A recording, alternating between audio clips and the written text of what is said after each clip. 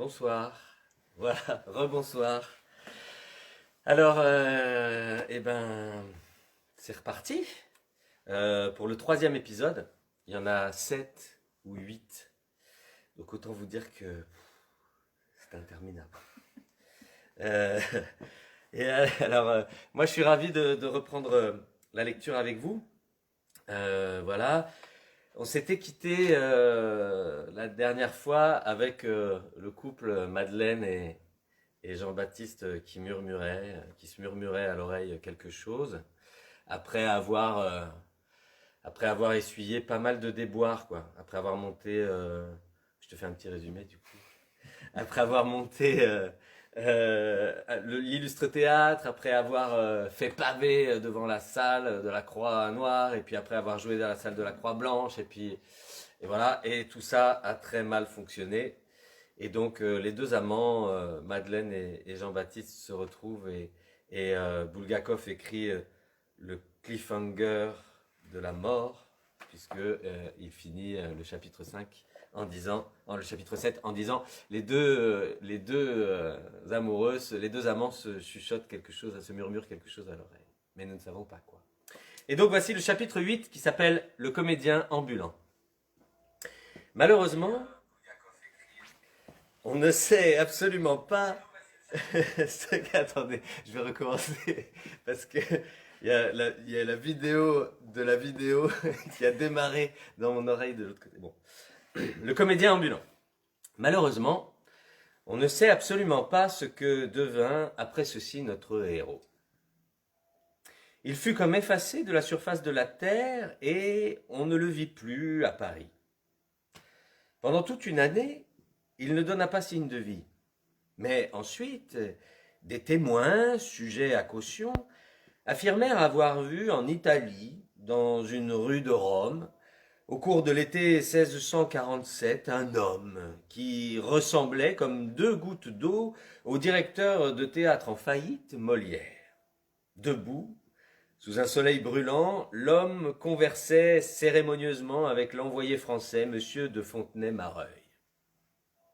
À l'automne de cette même année 1647, se produisirent en Italie, à Naples, de graves événements.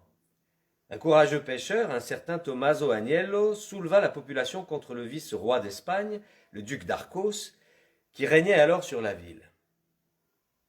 Les coups de pistolet claquèrent à travers les rues, le sang empourpra le pavé, Tommaso fut pris, exécuté, sa tête promenée au bout d'une pique, mais le peuple de Naples lui fit des funérailles solennelles et plaça dans son cercueil une épée et un bâton de maréchal. Après quoi, les Français se mêlèrent de la querelle et le duc de Guise, Henri II de Lorraine, entra dans Naples avec ses troupes.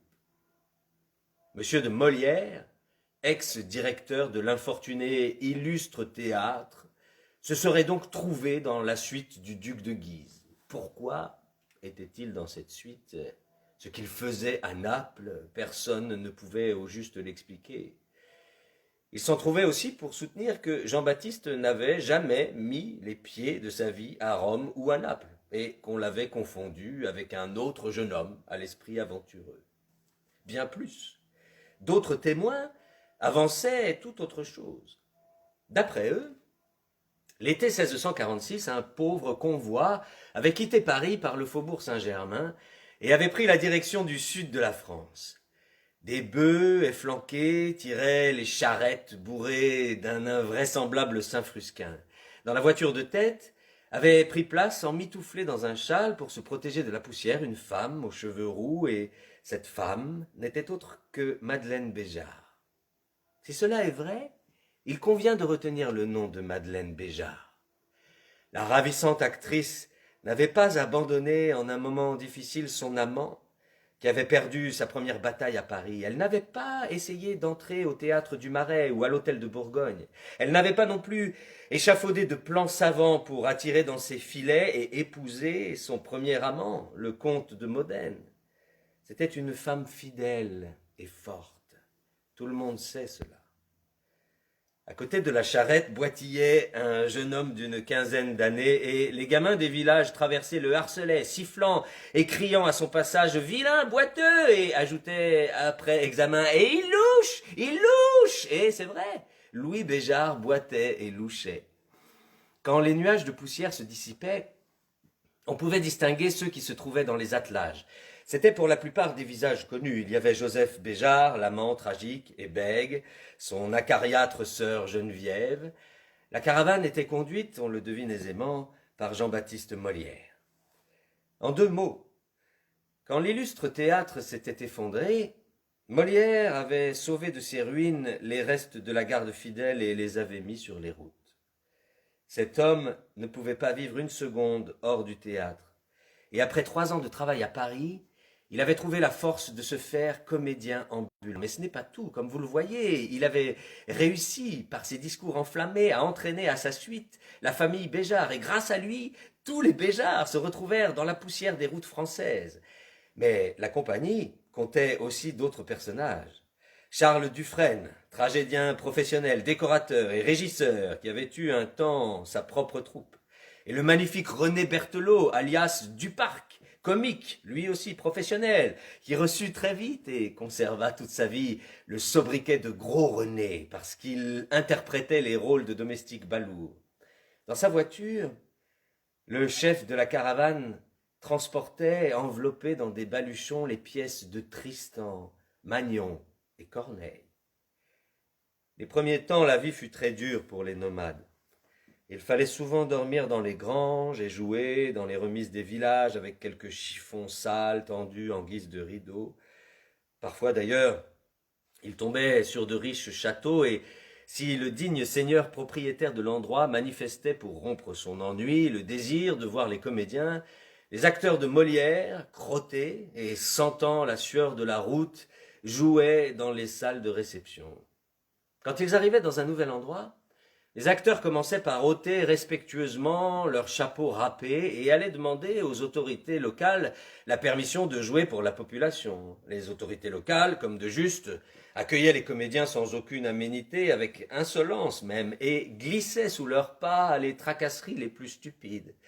Les acteurs répondaient qu'ils voulaient représenter une tragédie en vers du très honorable Monsieur Corneille, et je ne crois pas que les autorités locales aient compris quelque chose aux vers de Corneille. Elles n'en exigeaient pas moins qu'on soumît ces vers à leur examen préalable. La chose faite, il arrivait que le spectacle soit interdit. Les motifs d'interdiction étaient variés. Le plus souvent, c'était « Nos gens sont pauvres et n'ont pas d'argent à gaspiller pour vos représentations ». Il y avait aussi des réponses sibyllines. « Nous craignons que votre spectacle ne soit de nature à… » Il y avait même des réponses réconfortantes. On voit de tout dans cette vie vagabonde. Partout, le clergé accueillait les comédiens avec une hostilité constante. Il fallait alors avoir recours à divers subterfuges tels que proposer de faire don de la première recette au monastère ou de l'affecter aux ressources des bonnes œuvres. Ce procédé permettait très souvent de sauver la représentation. En arrivant dans un bourg, les comédiens commençaient par se mettre en quête de la maison de jeu ou du hangar réservé aux jeux de paume dont les Français étaient très friands. Après s'être mis d'accord avec le propriétaire, ils montaient la scène, revêtaient leurs misérables costumes et jouaient. Ils dormaient dans les auberges, parfois à 2 dans un même lit. Ils voyagèrent ainsi à travers toute la France, au hasard des itinéraires. On rapporte qu'au début de leur vie nomade, les comédiens de Molière furent vus au Mans. En 1647, ils arrivèrent dans la ville de Bordeaux, province de Guyenne. Là, dans la patrie des merveilleux vins de Bordeaux, le soleil sourit pour la première fois aux comédiens amaigris. La Guyenne était en principe gouvernée par Bernard de Nogaret, duc d'Épernon. Mais tout le monde savait que le véritable gouverneur de cette province était une dame du nom de Nanon de Lartigue. Et la Guyenne n'avait pas à se louer du règne de cette dame. Et il arriva à ce moment que, fatiguée par l'administration de la province, Madame de Lartigue sombra dans la mélancolie. Le duc d'Épernon décida de distraire sa maîtresse en organisant pour elle une série de fêtes et de spectacles sur la Garonne. Le destin ne pouvait amener Molière à Bordeaux plus à propos. Le duc reçut les comédiens à bras ouverts, et ceux-ci entendirent pour la première fois le doux son de l'or qui tinte dans les poches. Molière et sa troupe jouèrent pour le duc et sa compagne la tragédie de Magnon, Josaphat et d'autres pièces. Selon certains renseignements, ils jouèrent en outre à Bordeaux une autre œuvre d'art qu'il convient de noter expressément. On a dit qu'il s'agissait d'une tragédie composée par Molière lui-même au cours de ses pérégrinations, la Thébaïde. Et on a dit aussi que cette tragédie était une œuvre d'une lourdeur remarquable. Au printemps 1648, nos comédiens errants se trouvaient à un autre endroit, à Nantes exactement, ville où leur passage laissa des traces dans les documents officiels. Ceci témoigne qu'un certain Morlière sollicita l'autorisation d'organiser des représentations théâtrales, autorisation qui lui fut accordée. On sait aussi qu'à Nantes, Molière se heurta à la troupe de marionnettes du Vénétien. Excusez-moi, mais il y a eu un bruit très étrange de la tablette. On sait aussi qu'à Nantes, Molière se heurta à la troupe de marionnettes du Vénitien Segal, qui venait d'arriver dans la ville, et que la troupe de Molière eut raison de ces marionnettes-là. Segal dut céder la ville à Molière. La troupe passa l'été et l'hiver 1648 dans des villes et localités des environs de Nantes, et puis au printemps 1649 se transporta à Limoges, où elle connut quelques déboires. Monsieur Molière, qui jouait l'un de ses rôles tragiques, fut brutalement sifflé par les Limougeaux, qui ne s'arrêtèrent pas là et lui jetèrent des pommes cuites, tant son jeu leur avait déplu. En voyant, comme il en avait l'habitude, Limoges et les Limougeaux à tous les diables, Monsieur Molière emmena sa confrérie errante vers d'autres cieux. Ils s'arrêtèrent à Angoulême, à Agen, à Toulouse, et en 1650, au mois de janvier, ils atteignirent Narbonne. Au printemps de cette année, Monsieur Molière délaissa quelque temps sa troupe et se rendit en secret à Paris. On sait de manière certaine qu'au cours de l'hiver 1650, Molière se transporta avec toute sa troupe dans la ville de Pézenas, où il laissa un souvenir sous la forme d'une quittance de 4000 livres à lui délivrée par pour ses comédiens par ordre de monsieur le membre des États réunis à Pézenas pour discuter de graves questions fiscales. La quittance signifie évidemment que Molière avait donné des représentations pour les membres des États.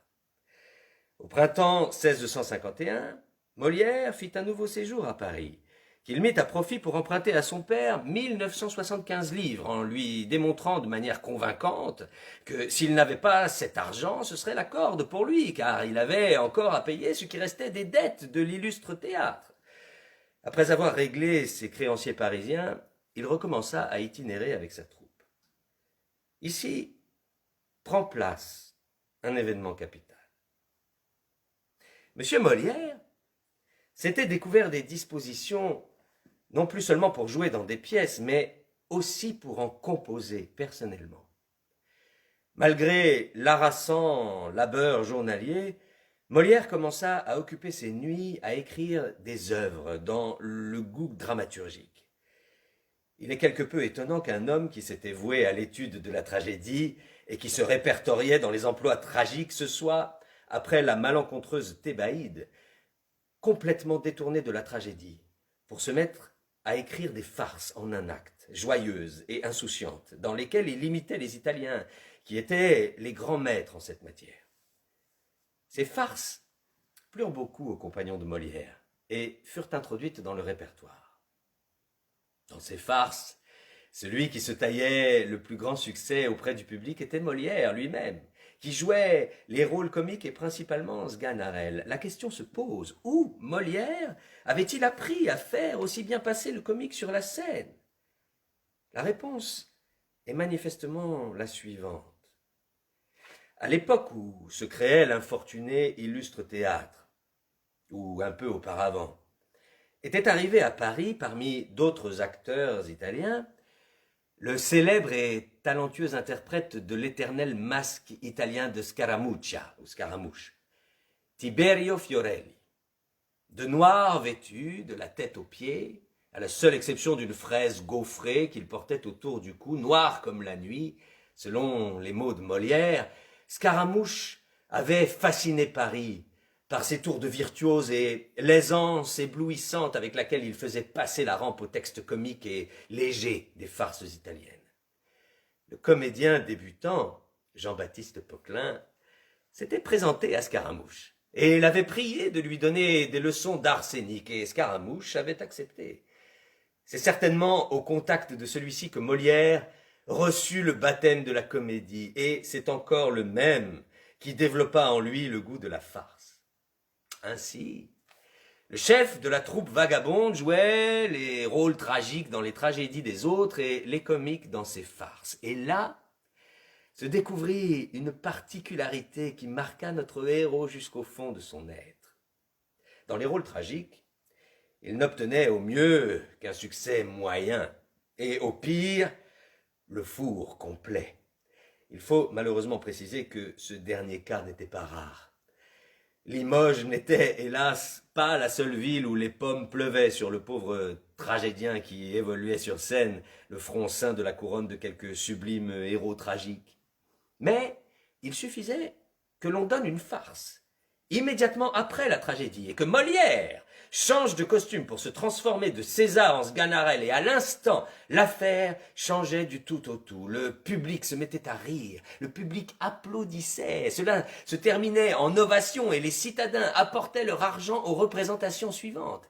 Après le spectacle, tandis qu'il se démaquillait ou enlevait son masque, Molière disait en bégayant dans la loge « Qu'est-ce que ce public de rustres, qu'il soit 3 fois maudit, je ne comprends pas. Est-ce que les pièces de Corneille seraient mauvaises ?» « Mais non, répondait-on au directeur en proie au doute. Les pièces de Corneille sont bonnes. Si encore c'étaient des hommes du peuple, je comprendrais, il leur faut de la farce, mais des nobles... Il y a tout de même des gens instruits chez eux. Je ne comprends pas comment on peut rire à ce galimatia. Moi, ça ne me ferait même pas sourire. « Eh, monsieur Molière, lui répondaient ses camarades, l'homme a soif de rire, et un courtisan est aussi facile à mettre en joie qu'un homme du peuple. »« Ah, ils veulent de la farce !» s'écriait l'ancien Poquelin. « Très bien, on leur en donnera de la farce. » Et c'était toujours la même histoire. Le fiasco pour la tragédie, le succès pour la farce. Mais comment expliquer cela? Pourquoi le tragédien faisait-il un four dans le tragique et un succès dans le comique? Il ne peut y avoir qu'une seule explication, très simple au demeurant. Le monde n'était pas aveugle comme le croyait Molière, qui, lui, se considérait comme voyant.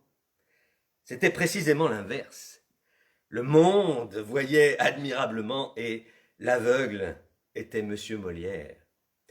Et ce, aussi étrange que cela paraisse, depuis très longtemps. Il était le seul de tout son entourage à ne pas comprendre la chance qu'il avait eue de tomber sur Scaramuccia, car il était naturellement un acteur comique de génie, alors qu'il ne pouvait être tragédien, rien n'y faisait, que ce soit les tendres remarques de Madeleine ou les allusions détournées de ses camarades. Le capitaine de la troupe s'entêtait à jouer les rôles qui n'étaient pas les siens. Voilà quelle était une des causes du tragique effondrement de l'illustre théâtre.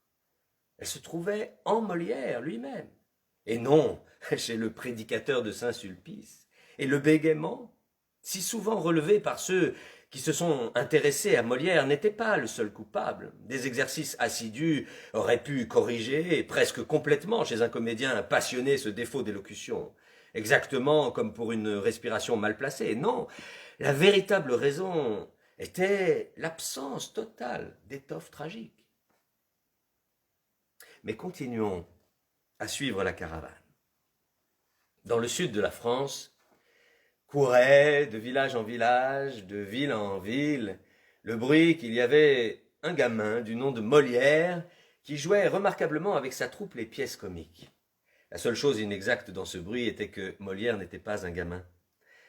Au moment où on commença à parler de lui, il avait 30 ans passés.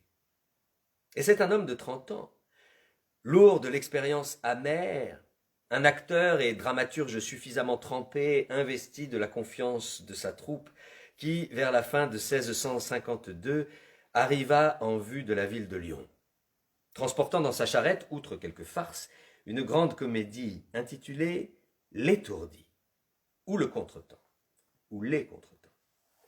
La caravane roulait allègrement vers Lyon, les acteurs avaient repris du poil de la bête, ils portaient maintenant des habits de belle qualité et leurs attelages étaient bourrés de matériel de théâtre et de tout leur Saint-Frusquin personnel. Les acteurs ne tremblaient plus à la pensée de l'inconnu qui les attendait dans cette cité. Ils connaissaient bien l'efficacité des farces de Molière et l'étourdi leur avait énormément plu. Ils ne furent pas effrayés quand l'immense ville se déroula devant eux dans le brouillard de l'hiver. Dans l'une des voitures se trouvait, couvée par la sollicitude vigilante de Madeleine, une créature nouvelle qui s'était jointe au convoi à proximité de la ville de Nîmes. Cette créature n'était âgée que de 10 ans et avait l'aspect d'une fillette plutôt laide, mais extrêmement vive et intelligente et coquette. Madeleine avait ainsi expliqué aux acteurs l'apparition soudaine de la fillette.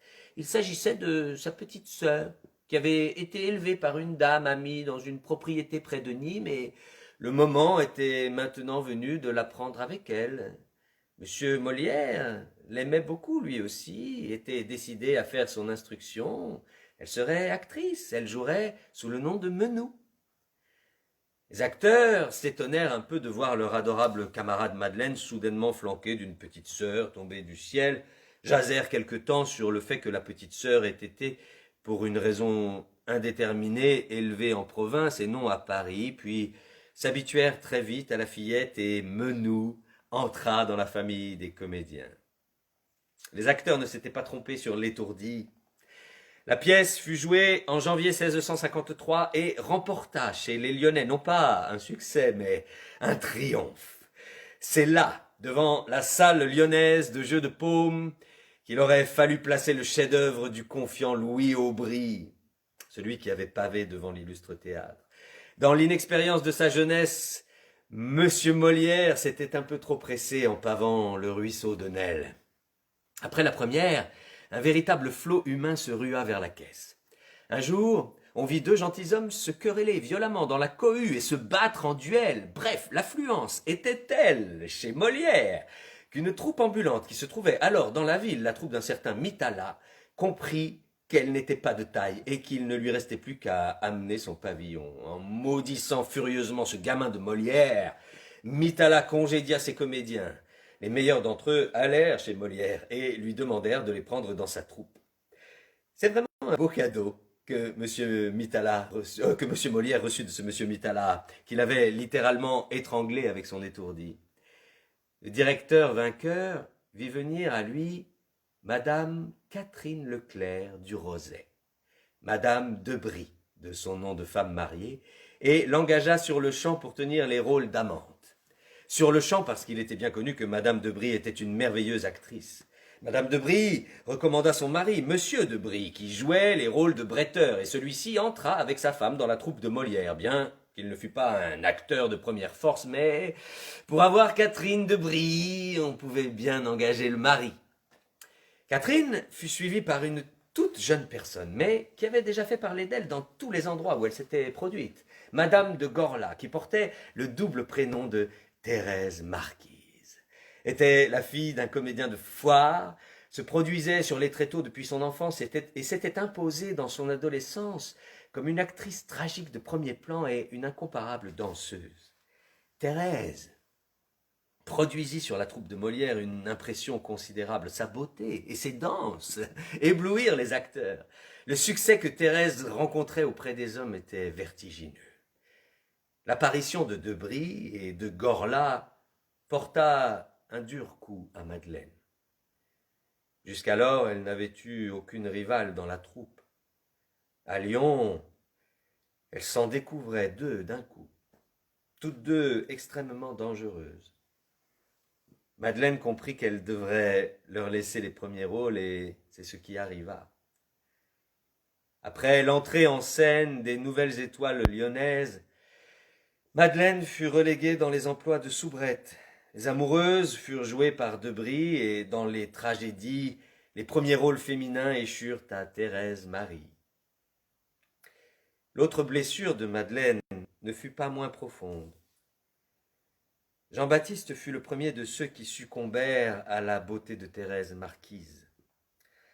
La passion s'empara de lui. Il voulut que celle-ci soit payée de retour et, devant les yeux de Madeleine, qui avait supporté toutes les épreuves de la vie nomade, commença à se jouer le grand roman molièresque. Il se termina mal. La grande danseuse actrice repoussa Molière et fit un choix qui stupéfia tout le monde en épousant le gros Duparc. Mais Molière ne revint plus jamais à Madeleine. Immédiatement après le roman avec Thérèse se joua un autre roman, avec Madame de Brie cette fois, et celui-ci fut heureux. La tendre et douce de Brie, vivant contraire de la hautaine et perfide Thérèse marquise, demeura longtemps la secrète amie de Molière. Quand les premières passions se furent calmées, quand toutes les cartes eurent été redistribuées, quand l'amertume des premières scènes nocturnes entre Molière et Madeleine offensée fut oubliée, la troupe, enrichie de quelques éléments, recommença à jouer à Lyon et dans ses environs. L'étourdi était un triomphe, et il convient de remarquer parmi les autres pièces jouées l'Andromède de Corneille, où la fillette Menou fit ses premiers pas sur la scène dans le minuscule rôle d'Éphire, rôle dont la fillette se tira fort bien en récitant ces quelques lignes de texte.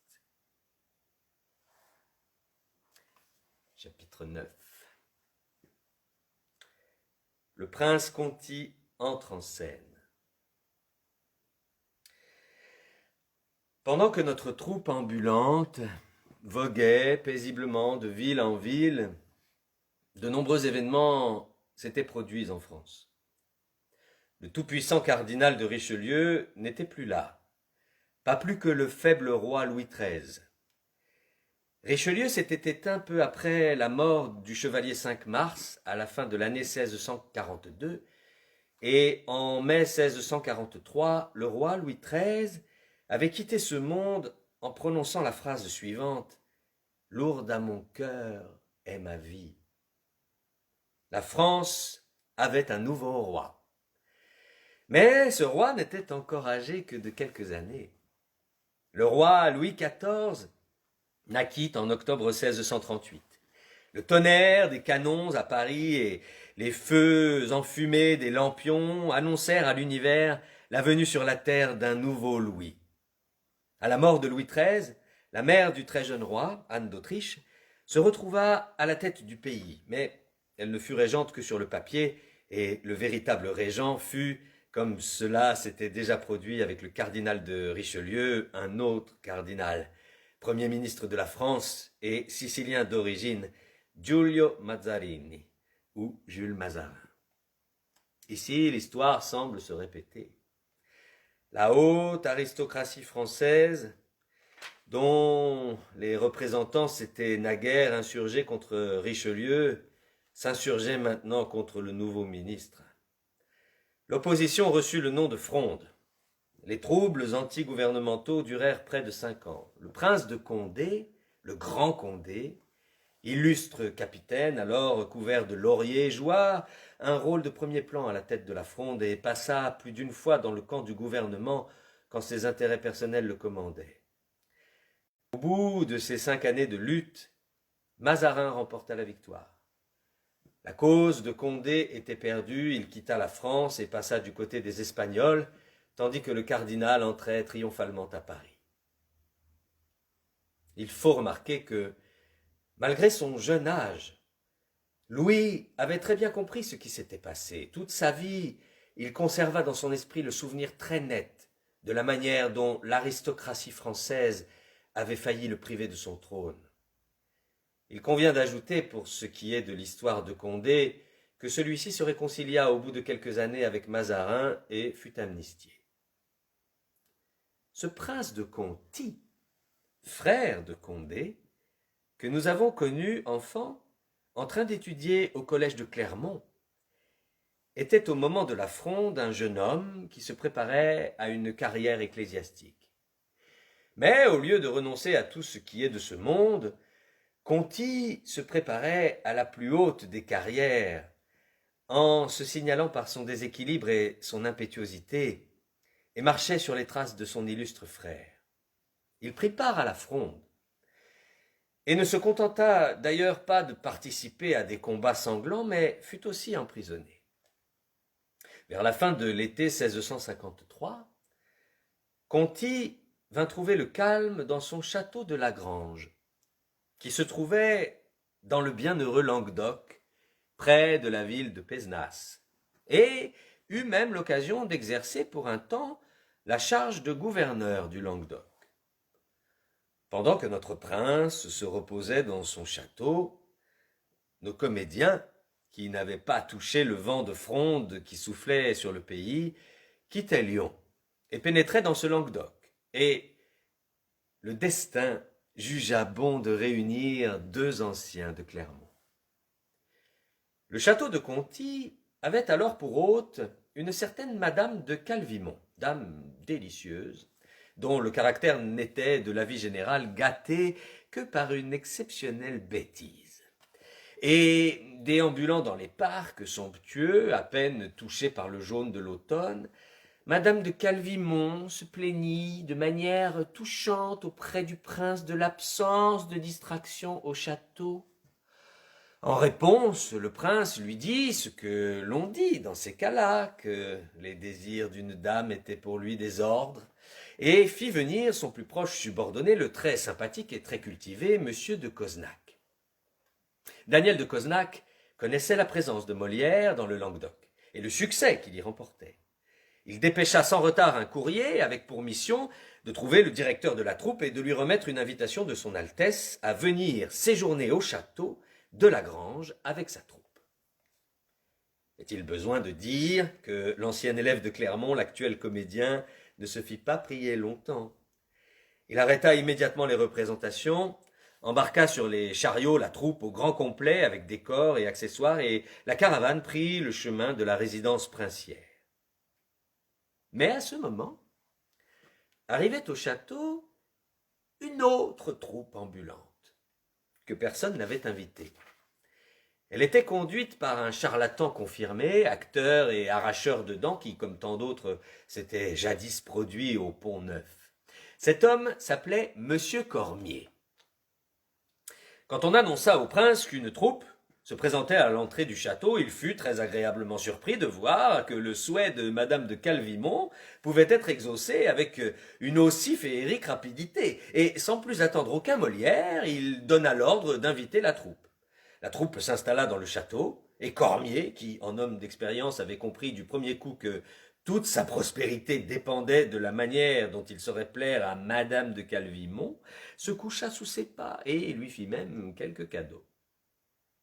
Mais Cormier avait à peine commencé à donner ses représentations et à faire ripaille qu'on informa Daniel de Coznac que le Molière qui l'avait invité était arrivé avec sa caravane. Coznac alla voir le prince et rapporta que le directeur invité par son Altesse était là avec sa troupe et demanda à son Altesse de bien vouloir lui faire connaître sa volonté. Après un instant de réflexion, le prince dit que Monsieur Molière pouvait se considérer comme libre, puisque le besoin de ses services théâtraux ne se faisait plus sentir. Mais votre Altesse, répondit Coznac en blêmissant, je l'avais invité. Et moi, comme vous pouvez le voir, répondit le prince, j'ai invité Cormier, et vous conviendrez qu'il vous est plus facile de trahir votre parole que moi la mienne. À pas très lent, Coznac partit s'expliquer avec le Molière qui venait d'arriver.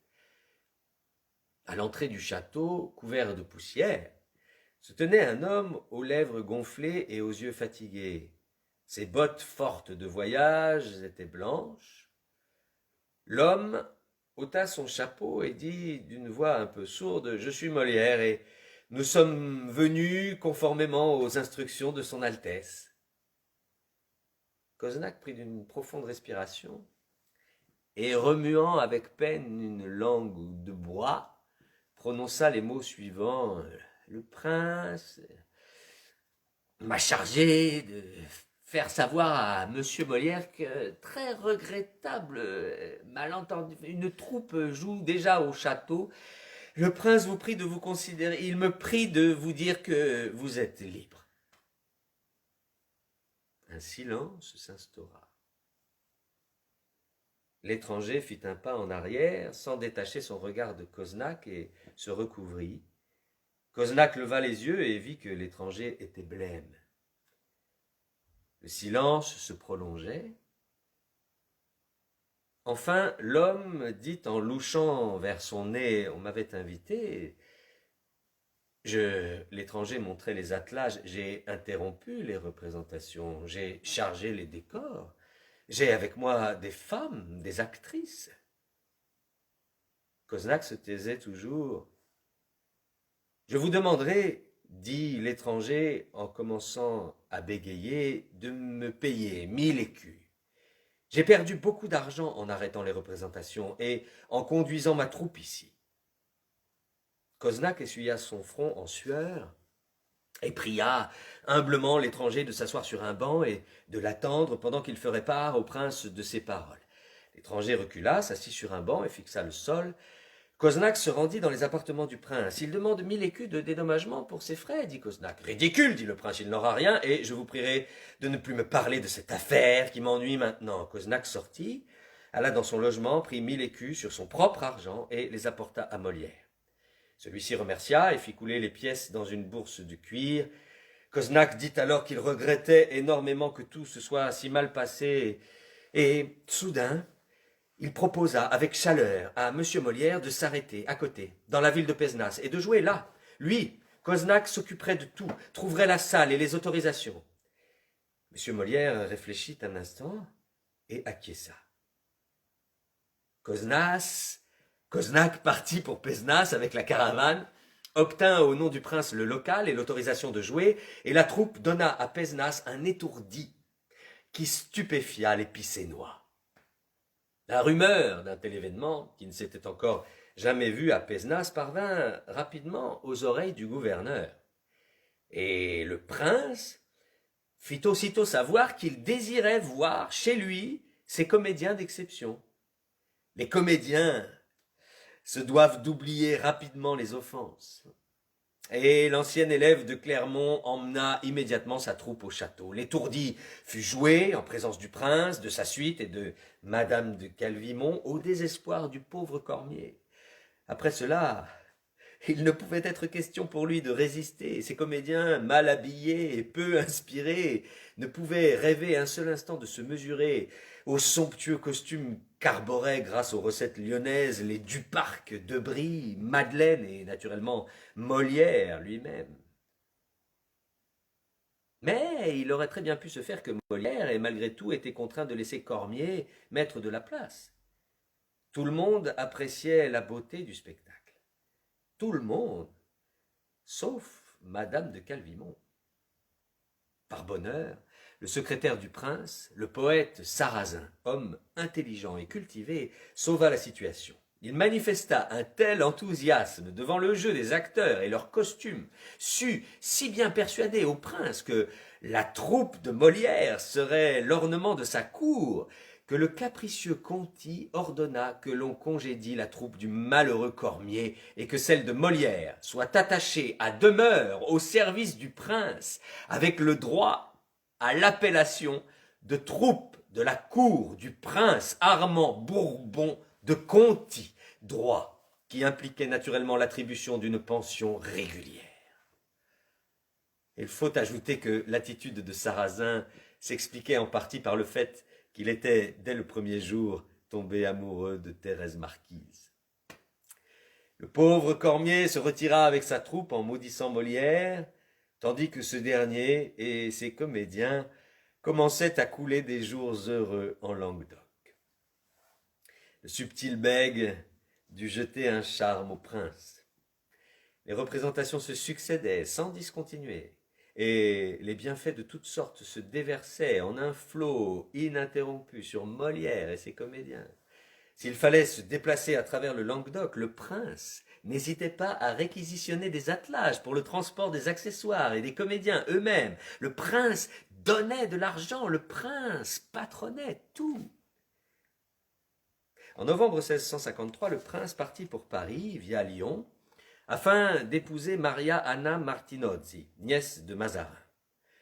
La troupe de la cour accompagna le prince jusqu'à Lyon, où elle s'arrêta pour donner des représentations, tandis que le prince poursuivait sa route vers Paris.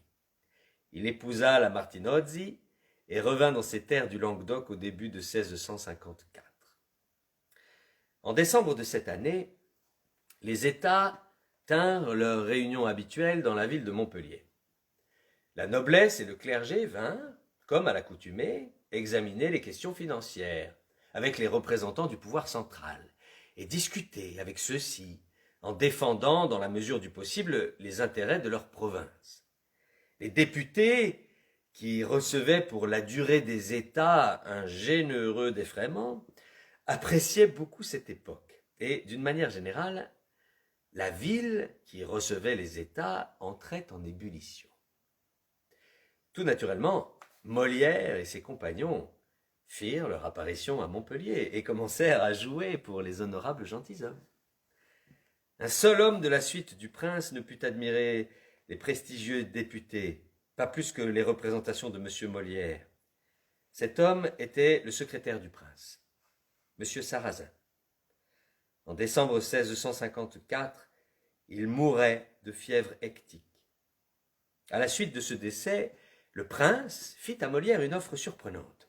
Il lui proposait de remplacer le défunt Sarrazin au poste de secrétaire. Molière eut beaucoup de mal à décliner poliment cette offre flatteuse. Il fit valoir qu'il était organiquement incapable d'être secrétaire.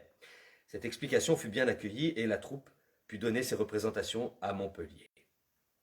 Molière, qui avait bien étudié son prince, écrivit avec Joseph Béjart le livret d'un... Excusez-moi, j'ai un petit... Molière, qui avait bien étudié son prince, écrivit avec Joseph Béjart le livret d'un joyeux divertissement ballet qui fut monté en décembre pour le prince et la princesse. Le grand triomphateur de cette affaire fut son promoteur, M. Molière, qui jouait devant l'assistance écroulée de rire une marchande de harengs. Quant à Joseph Béjart, outre la part de succès que lui rapportèrent les couplets qu'il avait composés, il fut encore heureux en une autre affaire. Le minutieux et attentif Joseph, qui se sentait des dispositions pour les recherches historiques, rédigea un recueil détaillé à caractère héraldique où l'on trouvait toutes sortes de renseignements généalogiques ainsi que les descriptions des blasons et armoiries des barons et prélats des États languedociens réunis en cette année 1654. Naturellement, Béjart dédia ce recueil au prince et reçut des estimables députés une somme confortable pour la peine qu'il avait prise à le composer, somme, il est vrai, assortie d'une allusion au fait qu'il serait souhaitable que Béjart ne compile à l'avenir de tels recueils que dans les cas où on les lui commanderait. Quand les États prirent fin à Montpellier, Molière et sa troupe se transportèrent à Lyon, et là, un homme étonnant fit son apparition parmi les comédiens. Il s'appelait Charles Coupeau d'Assoucy et avait dépassé la cinquantaine. D'Assoucy parcourait la France, un luth à la main, accompagné par deux enfants, chantait avec eux des couplets et des chansons de sa composition, et s'intitulait lui-même empereur du burlesque premier du nom. D'Assoucy, poète et musicien ambulant, laissait dans les tripots et maisons de jeu tout l'argent qu'il gagnait. En cet été 1655, la chance lui avait été particulièrement défavorable. Des pipeurs l'avaient dépouillé jusqu'au dernier sou, ne lui laissant que son luth et les enfants. Bloqué à Lyon, D'Assoucy se présenta à Molière pour lui faire part de la joie qu'il éprouvait à rencontrer des artistes et pour leur rendre une brève et courtoise visite. Cette visite dura près de 20 mois. Ce qui nous intéresse, c'est que D'Assoucy fut un témoin enthousiaste de la nouvelle prospérité de la confrérie de Molière. Pendant les 2 années passées sous la protection du prince de Conti, les acteurs avaient gagné beaucoup de bel argent.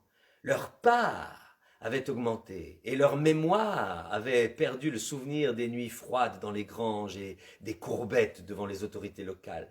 Molière habitait avec ses camarades et amis de beaux appartements lyonnais. Il s'était constitué des caves, était richement habillé, avait appris à avoir confiance en eux et faisait preuve d'un optimisme à toute épreuve. L'empereur du burlesque leur plut et ils l'acceptèrent comme l'un des leurs. En échange, celui-ci chanta leur gloire en lignes de vers et de prose de la meilleure facture. On dit racontait à qui voulait l'entendre d'Assouci qu'au bout d'un mois, le meilleur des hommes se fatiguera de nourrir son propre frère, mais ceux-là, je vous l'assure, sont bien plus généreux que tous les frères de la terre. Et d'Assouci chantait des vers, où compagnie rimait avec harmonie, et dans lesquels il racontait avec émotion comment lui, pauvre gueux, mangeait à la table des frères où l'on servait chaque jour au dîner des 7 ou 8 plats. Le meilleur moment de ces repas venait d'ailleurs après le 8e et dernier plat, quand l'inépuisable empereur versait généreusement le vin dans les verres et entonnait en duo avec Molière des refrains joyeux ou racontait des anecdotes. Oh oui, c'était vraiment le bon temps à Lyon.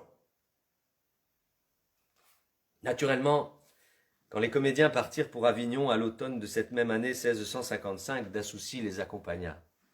La confrérie descendit le Rhône en bateau à la lumière des étoiles, tandis que Dassouci, assis à l'arrière, faisait, jusqu'à une heure avancée de la nuit, sonner les cordes de son luth. Les comédiens restèrent un mois à Avignon, puis furent rappelés par le prince dans la ville de Pézenas où se tenaient à nouveau les États. Le 9 novembre, les députés furent les témoins d'un événement peu ordinaire. Son Altesse, le prince de Conti, avait élu domicile dans la maison d'un certain monsieur d'Alphonse. Revêtus de tous leurs ornements sacerdotaux, les évêques des villes voisines, auxquels s'étaient joints les barons de Villeneuve et de Lantat, qui représentaient la noblesse, arrivèrent en grande pompe chez d'Alphonse pour présenter leurs compliments à son Altesse. Le prince alla au-devant des députés et les reçut entre deux portes en s'excusant de ne pouvoir les admettre plus avant du fait de l'épouvantable désordre qu'avaient provoqué dans les pièces de l'appartement M. de Molière et ses comédiens à l'occasion de leur représentation.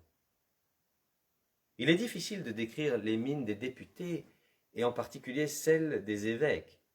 Mais il va de soi que personne ne fit devant le prince la moindre allusion au désordre des pièces, et après avoir adressé à son Altesse les compliments commandés par l'occasion, la députation s'en fut dans un silence de mort. La troupe se produisit quelques mois à Pézenas, et Molière illustra son séjour dans la ville par 6000 livres versés à la troupe par la caisse des États du Languedoc. Il marqua aussi son passage à Pézenas par quelques actions bizarres. Ainsi, il se lia d'amitié avec le meilleur barbier local, l'honorable maître Gély. L'établissement du maître jouissait d'une grande popularité. Le samedi, surtout, la porte claquait sans arrêt au passage des bouchers, boulangers, fonctionnaires en poste à Pézenas et personnages de tout genre. Pendant que les assistants de M. Gély arrachaient les dents des clients et leur rasaient le menton, les Picénois qui faisaient la queue attendaient leur tour en prisant et bavardant. De temps en temps, une jeune fille faisait son entrée dans la boutique et annonçait, rougissante, qu'elle avait reçu une lettre de son amoureux sous les drapeaux. Tout le monde prenait alors sa part de l'événement et aidait l'ignorante jeune fille à déchiffrer la lettre avec des bruits de satisfaction si les nouvelles étaient bonnes et de compassion s'il y avait des nouvelles attristantes. L'établissement de Maître Gély était une sorte de club. Molière était donc arrivé à se faire inviter tous les samedis chez Maître Gély pour l'aider à s'occuper de la recette. L'accueillant barbier offrit au directeur de théâtre un fauteuil de bois à la caisse et c'est là que Molière comptabilisait les pièces d'argent. Mais, sous le sceau du secret, Maître Gély racontait à qui voulait l'entendre que la caisse n'était pour le directeur de la troupe de Conti qu'un prétexte pour se livrer à de toutes autres activités, que le directeur avait toujours dissimulé sous ses basques des petits bouts de papier blanc sur lesquels il notait subrepticement tout ce qui se disait d'intéressant dans la boutique. Mais Maître Gély était incapable de dire à quoi rimait ce manège. De toute façon, le fauteuil de bois finit par échouer dans un musée. Tout en ayant son port d'attache à Pézenas, la troupe visitait de temps en temps d'autres localités. Au printemps 1656, elle prit la route de Narbonne, où le joyeux troubadour d'Assouci finit par la quitter. Puis les comédiens rejoignirent leur base permanente de Lyon, pour de là repartir vers Béziers, afin de remettre en joie la session des États qui s'y tenait traditionnellement. À Béziers, Molière donna la première de sa nouvelle pièce qu'il avait appelée Le Dépit amoureux. C'était une œuvre en 5 actes, écrite sous l'influence évidente des acteurs espagnols et italiens, plus accomplie que l'étourdie, mais qui contenait par endroits des vers assez lourds et qui s'achevaient sur un dénouement très embrouillé et manquant tout à fait de naturel. Mais, comme les passages faibles étaient noyés dans la masse des scènes subtiles et piquantes, les comédiens escomptaient un grand succès et leur espoir fut confirmé. Dès son arrivée à Béziers, le directeur du théâtre commença par envoyer des billets gratuits pour la première à tous les députés des États qui lui répliquèrent par une gifle cinglante. Les mesquins députés lui renvoyèrent tous leurs billets. On comprend très bien les raisons de cet acte. Les députés savaient que la troupe ne tarderait pas à faire appel à leurs subsides financiers, et ils avaient décidé de mettre un terme à cela. Le directeur sentit qu'il ne fallait plus compter recevoir quelques milliers de livres sur la caisse des États, envoya mentalement au diable les députés et donna la représentation pour le public ordinaire, et le public couvrit d'applaudissements le dépit amoureux, où Molière jouait le rôle d'Albert, père de Lucile et d'Ascagne. Abandonnant l'inhospitalière ville de Béziers, Molière visita à nouveau Lyon, où le dépit fut brillamment joué, puis Nîmes, Orange, Avignon. À Avignon, en 1657, 2 rencontres eurent lieu. Le directeur rencontra son vieil ami de Clermont, Chapelle. Les anciens auditeurs de Gassendi s'étreignirent tendrement, ils évoquèrent l'épicurien et parlèrent de sa fin terrible. Les maudits docteurs avaient tué le philosophe à force de saigner. La deuxième rencontre joua un rôle immense dans la suite de la vie de Molière. Le célèbre peintre Pierre Mignard, qui revenait d'Italie, s'était attardé quelque temps à Avignon. Sitôt qu'ils eurent fait connaissance, Mignard et Molière s'entendirent très bien, se plurent mutuellement, et l'illustre portraitiste prit plusieurs fois Molière pour modèle. L'été 1657 fut exceptionnellement chaud et la troupe se rendit pour quelque temps dans le nord, à Dijon, et regagna Lyon l'hiver venu. Et c'est à Lyon que se revirent à nouveau 2 vieux élèves de Clermont, le prince de Conti et Molière, qui ne s'étaient pas rencontrés depuis un temps assez long. Le directeur de la troupe se présenta joyeusement chez le prince, mais sa visite se solda par un fiasco. Non seulement le prince ne voulut pas voir le directeur et ses comédiens, mais alla de plus jusqu'à ordonner que le nom de Conti fût retiré de l'intitulé de la troupe.